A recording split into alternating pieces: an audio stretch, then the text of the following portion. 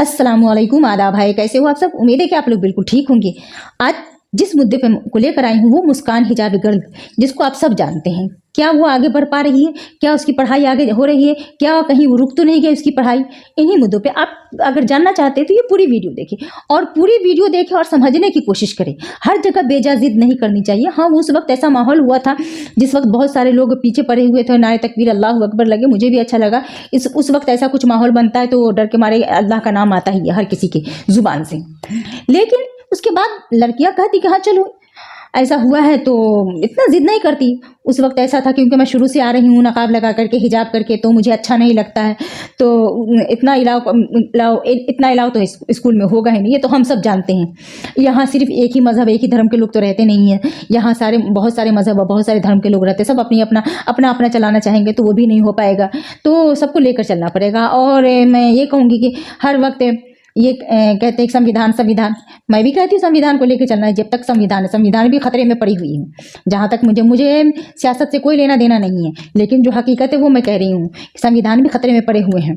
तो आप या तो आप समझदारी से काम लीजिए, या आप लड़ाई करिए, आप कोर्ट जाइए, कचहरी जाइए, कोई फायदा नहीं है।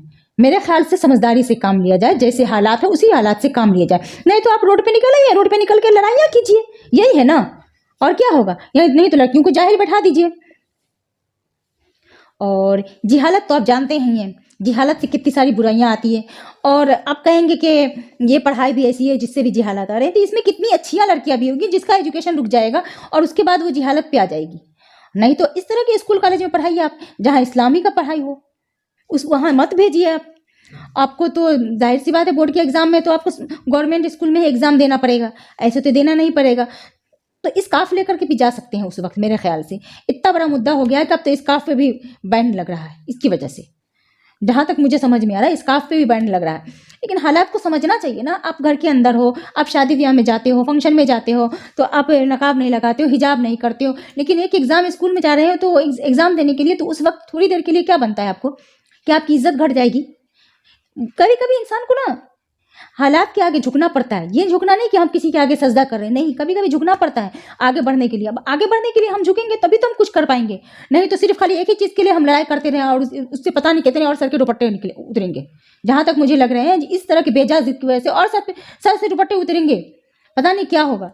हाँ, मैं मानती हूँ किसी को जब हिजाब करने का, जब नकाब लगाने की आदत होती है तो उसके ऊपर से जब वो हटाते हैं तो 2 कदम बाहर नहीं चल पाते, बहुत दिक्कत होती है। जैसे लगता है मैं पूरी तरह से ओपन हो गई हूँ, इस तरह से ऐसा महसूस होता है। जिसको हिजाब की आदत होती है, जिसे आदत नहीं है, जिसे तो उसे तो किसी चीज़ का शर्म नहीं है।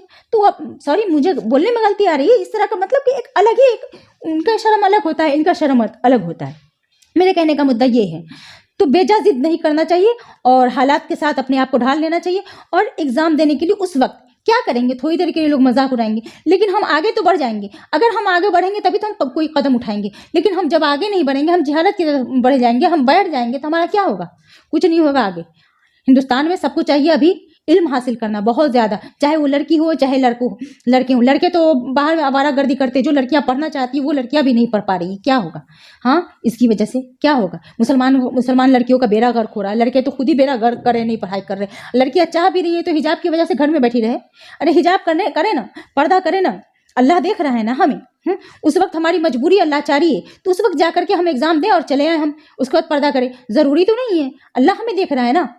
तो मेरी वीडियो लंबी हो जाएगी इसी वजह से, इससे ज्यादा नहीं। मगर मैं इतना कहना चाहती हूँ कि या तो आप लड़ाई करो रोड पर निकल करके, या तो समझौते से काम लो, समझौते से। लेकिन आप कोई कहोगे कि कोर्ट कचहरी ये वो, यहाँ जाकर के भीख मांगो, वहां जाकर भीख मांगो, यहाँ भीख नहीं मिलने उलने वाला है, यहाँ कुछ भी नहीं। या तो समझौते से काम लो बस।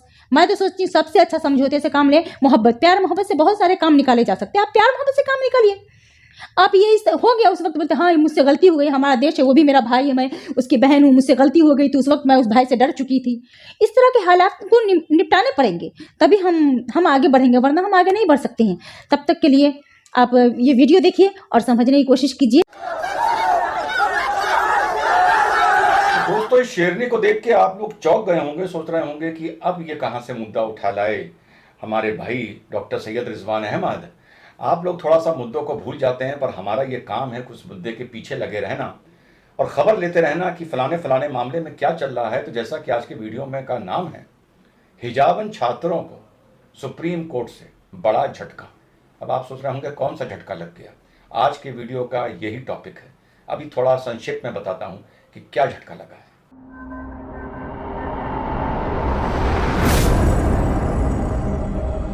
हेलो, नमस्कार, सत श्री अकाल, अस्सलाम वालेकुम। कैसे हैं जनाब। तो जैसा कि आज के वीडियो का नाम है, हिजाबन छात्रों को सुप्रीम कोर्ट से बड़ा झटका। ये खबर चर्चा में नहीं थी, डिबेट नहीं हुए, तो शायद आप बहुत से साथियों को इसके बारे में ना पता चला हो। जी हाँ साथियों, बड़ा झटका लगा है।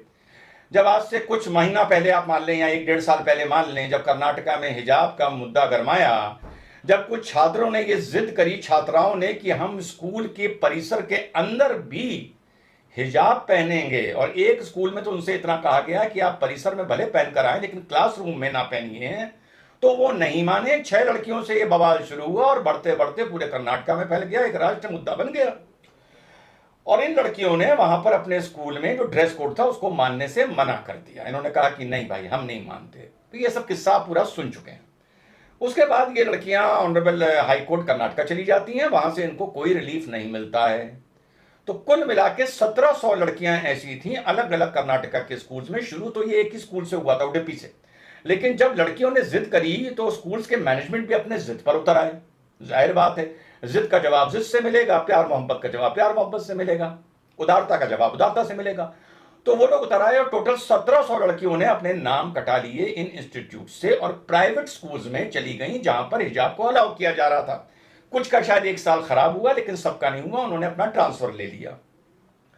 अब ये लड़कियां प्राइवेट स्कूल चली जाती हैं, प्राइवेट स्कूल में पढ़ना शुरू कर देती हैं। पर आता है 10वीं और 12वीं का बोर्ड का इम्तहान। अब जब बोर्ड का इम्तहान होता है तो आप सभी को पता होगा कि आप भले प्राइवेट स्कूल में पढ़ रहे हैं, लेकिन आपका बोर्ड का सेंटर गवर्नमेंट स्कूल में पढ़ जाता है। जी हाँ, तो कर्नाटका में साथियों कुछ ऐसे ही हुआ कि जो लड़कियां हिजाब के सिलसिले में स्कूल छोड़ के गई थी गवर्नमेंट स्कूल, और उन्होंने कहा था हम प्राइवेट स्कूल में पढ़ना पसंद करेंगे जहां पर हिजाब अलाउड है। भाई, पढ़ाई के लिए क्लासरूम में हिजाब वैसे है बहुत जरूरी, क्योंकि वो अकल अगर हिजाब ना पहनो ना तो भेजा इधर उधर से निकल जाता है, तो उसको बांध के भी रखना होता है ना, तो उसको बांध के रखने के लिए उन्होंने कहा हम प्राइवेट स्कूल में पढ़ेंगे। लेकिन अब एग्जाम का सेंटर पड़ गया गवर्नमेंट स्कूल में, और गवर्नमेंट ने ये कह दिया, कर्नाटका गवर्नमेंट ने, कि हम अपने प्रेमिसेस में अब हिजाब अलाउ नहीं करेंगे। तो समस्या खड़ी हुई कि ये लड़कियां जो प्राइवेट स्कूल में पढ़ रही हैं, ये अब सरकारी स्कूल में हिजाब के साथ एग्जाम कैसे देंगी जब अलाउ नहीं है। तो एग्जाम में भी हिजाब पहनना बहुत जरूरी है ना। भेजे को बांध के भी तो रखना है ना। अगर हिजाब नहीं पहनोगे तो कहीं भेजा इधर उधर ना फिसल के निकल जाए। तो भैया स्कूल ने परमिशन नहीं दी, तो लड़कियां इसके खिलाफ चली गई ऑनरेबल सुप्रीम कोर्ट। आज से 3 महीना पहले, सुनिएगा, जब 3 महीना पहले चली गई तो लिस्टिंग नहीं हो पाई। तो होली से पहले आखिरी दिन लिस्टिंग हुई। चीफ जस्टिस साहब सुन रहे थे, चंद्रचूड़ साहब। तो उनसे जब यह गुहार लगाई गई कि साहब हमको एग्जाम हिजाब में देने दिया जाए, तो उन्होंने कहा कि अब मैं आपकी कोई मदद नहीं कर सकता, आप तो आखिरी दिन अपनी प्रेयर लेके आए हो। तो जो लड़कियों को कोई माइनॉरिटी कम्युनिटी का कोई बॉडी है, एनजीओ, वो रिप्रेजेंट कर रही थी, उन्होंने कहा साहब हम 2 महीने से आपके गुहार लगा रहे हैं कि हमारे केस की लिस्टिंग कर दी जाए। तो ऑनरेबल चीफ जस्टिस ने कहा भैया मुझे नहीं पता, मैं इसकी जिम्मेदारी नहीं लेता। तो फिर ये आर्गुमेंट हुआ कि हिजाबन छात्राओं की तरफ से ये आर्गुमेंट दिया गया है, ये अभी की होली से पहले की बात है, इस पर डिबेट्स नहीं हुए अनफॉर्चुनेटली, कि साहब लड़कियों का एग्जाम मिस हो जाएंगे क्योंकि वो बिना हिजाब के एग्जाम नहीं दे सकती। ठीक, मतलब अगर एग्जाम के लिए क्या चाहिए, अकल चाहिए, भेजा चाहिए। अब भेजा किससे बंधेगा उनका, हिजाब से बंधेगा। उतार नहीं सकती एग्जाम के बीच में भी, कुछ 3 घंटे के लिए भी नहीं उतार सकती ना वो। तो चीफ जस्टिस साहब ने कहा भाई ये सब मुझे नहीं पता, या आप जाने और आपकी प्रायोरिटी जाने, आपको इम्तहान देना है या हिजाब पहनना है। ये कह के उठ गया। उन्होंने कहा साहब एग्जाम शुरू हो गए हैं, शुरू होने वाले हैं, बस होली बाद, कर्नाटका में होली के बाद शायद डेट्स थी उन एग्जाम्स की। तो उन्होंने कहा साहब एक एग्जाम हो चुका है, बाकी लड़कियों के निकल जाएंगे। उन्होंने कहा that's not none of my business, ये आपकी प्रायोरिटी है। उन्होंने कहा 3 जज बेंच कॉन्स्टिट्यूट कर देंगे जो इस पर सुनवाई करेगी, और कोशिश करेंगे कि जल्दी से जल्दी करें। लेकिन कोई मांगने पर तारीख भी नहीं दी गई, और उन 1700 लड़कियों का अब ये दूसरा साल खराब होने जा रहा है। ये खबर ही इधर से उधर हो गई, मिस हो गई, लोगों से परमिशन नहीं मिली एग्जाम तक पे पहनने की हिजाब ऑनरेबल सुप्रीम कोर्ट से। अभी 7 दिन 8 दिन पहले की बात है। साथियों पहले भी मैं बोल चुका था, बहुत से लोग उसके बाद में जुड़े हैं, फिर से रिपीट करता हूं, और महिलाओं का इस पे जवाब जरूर चाहूंगा। जब एक लड़की मान लो एक शर्ट पहने हैं, टी शर्ट पहने हैं, कोई फर्क नहीं पड़ता, अपने जीन्स पे पहने हैं, कुल किसी पे पहने हैं, शलवार कमीज भी पहने हैं पर दुपट्टा नहीं पहने हैं, कोई फर्क नहीं, ठीक है भाई। लेकिन अगर कोई लड़की पहने हैं और उसका उतरवाया जाए तो 10 निगाहें देखती हैं, ऐसा लगता है लड़की के कपड़े उतरवाए जा रहे हैं। आप इमेजिन करिए, ये मैं महिलाओं को संबोधित कर रहा हूँ कि आप भले जीन्स पहने हो, टी शर्ट पहने हो और आप दुपट्टा डाले हों या लंबा स्कार्फ डाले हों और ये कहा जाए कि नहीं अब आप ये स्कार्फ हटाइए, तो सिर्फ टी शर्ट पहने हो तो कोई फर्क नहीं पड़ता, लेकिन अगर टी शर्ट के ऊपर स्कार्फ पहने हो तो वो हटवाया जाए तो ऐसा लगता है कि जैसे कपड़े उतरवाए जा रहे हैं। महिलाएं मेरी बात ज्यादा बेहतर समझेंगी। इस मुकदमे में जो ये मुकदमा जाहिल बिना बेजा जिद की वजह से सिर्फ स्कूल में पहनने की बात थी, जो ये सुप्रीम कोर्ट तक ले गए, सुप्रीम कोर्ट मतलब पैन इंडिया, जो आदेश आएगा पूरे भारत पर लागू होगा। दो सूरतें हाल हैं, अगर हिजाब अलाउ हो जाता है स्कूल्स में, अगर हिजाब अलाउ हो जाता है स्कूल्स में, ऑनरेबल सुप्रीम कोर्ट की 3 में से 2 जजेस ये कह देते हैं नहीं होना चाहिए, तो इसका जो चेन रिएक्शन होगा वो ये होगा कि स्कूल कम्युनलाइज हो जाएंगे, सांप्रदायिक हो जाएंगे। ऐसे भी संगठन खड़े होंगे जो जिद करेंगे कि अच्छा तुम अगर हिजाब पहन के आ रहे हो तो हमारे बच्चे अब ये पहन के आएंगे, वो भगवा पहन के आएंगे, वो कुछ पहन के आएंगे, और आप फिर उसको रोक नहीं पाएंगे इस देश में, जो ये चेन रिएक्शन होगा। और बहुत सी लड़कियां जो नहीं भी पहन के आती थी मुसलमान, वो भी फिर जिद में दिखाने के मारे हमारी विक्ट्री हुई है, पहन के आएंगी, स्कूल में मिठाई बटेंगे, बड़ी वाहवाह होगी, मुबारकबाद दी जाएगी, डिबेट्स होंगे और सारा स्कूल कम्युनलाइज हो जाएंगे। School forget about the university, I am talking about school of class 8, 9, 10, 11, 12, पहला। और अगर किसी भी सूरत में ये अलाउ नहीं होता ऑनरेबल सुप्रीम कोर्ट से तो ये पैन इंडिया लागू होगा। जो लोग आज की तारीख में हिजाब को अपने ऑर्गेनाइजेशन में, फिर ये सिर्फ स्कूल तक नहीं रह जाएगा, ऑर्डर ये आएगा कि हिजाब इस्लामिक वैल्यूज के हिसाब से इंटीग्रल पार्ट इस्लाम का नहीं है, मुस्लिम गर्ल ड्रेस कोड का नहीं है। तो जो लोग भारत में इन रूटीन हिजाब को अपने ऑफिस में, अपने ऑर्गेनाइजेशन में, अपने स्कूल्स में अलाउ भी कर रहे थे, वो भी सुप्रीम कोर्ट के आदेश से प्रेरणा लेके, शक्ति लेके, इंस्पिरेशन लेकर हिजाबन लड़कियों को गेट पर रोकने लगेंगे कि पहले हिजाब उतारो फिर अंदर जाने को इजाजत मिलेगी। और इस काम से भी सारे इंस्टीट्यूट, सारी ऑर्गेनाइजेशंस कम्युनल हो जाएंगी।